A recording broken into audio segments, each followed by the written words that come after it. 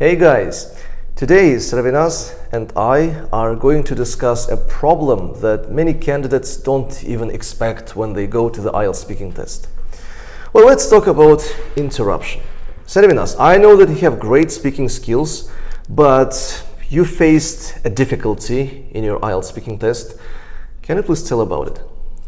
Well, when I went to the test, it was really wonderful. I managed part 1 and I really answered to part 2 too. It was really good. But when we moved to part 3, the examiner started interrupting me. It was like I answered to the question and he kept giving another question to me. The questions were related, but I didn't expect that the examiner will interrupt me during my speech. And it was really unpleasant to hear that. Yeah, I understand. Well, you see, there are a lot of videos on YouTube where people show the IELTS speaking mock test, and examiners there are usually kind and polite. They listen to the end, they smile all the time, but in life it's different.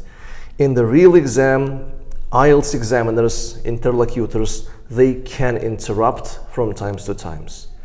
So I've invited you today to demonstrate how interruption looks like. So I'm going to ask you some questions. Which part did you say? Part 3. Part 3. I'm going to ask you some questions from part 3 and I'm going to interrupt you.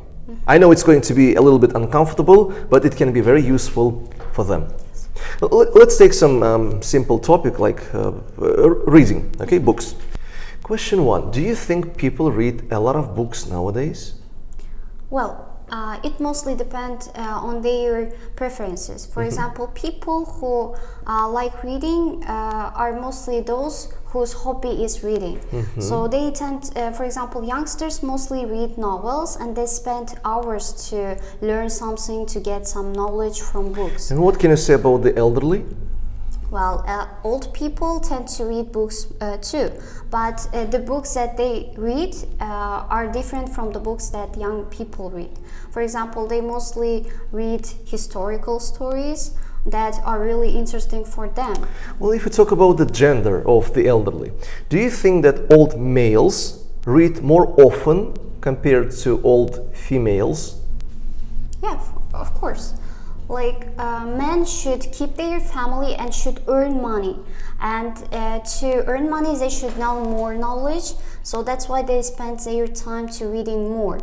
But when it comes to women, they have some duties at home. They should look after children, they should cook, clean, and I don't think that they will... Sometimes, you know, old females, they read books for grandchildren, for little kids.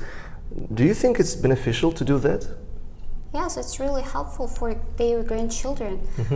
For example, in the future, their outlook will be improved and it can be really helpful to their studies. When old women read stories like fairy tales to their grandchildren, they can get some knowledge and in the future they can do well at school. So I think it's really important. Well, this is how candidates can be interrupted. Not always, of course, but sometimes they can. And you got to be ready for this. You should expect it. So now, Sarvinoz, you have 7. You have band 7. And I'm sure that next time, are you planning to take the test again? Yes. It's going to be at least 7.5, but I'm sure it can be higher. So be ready for interruption. I know it's uncomfortable. I know it's upsetting, but it happens.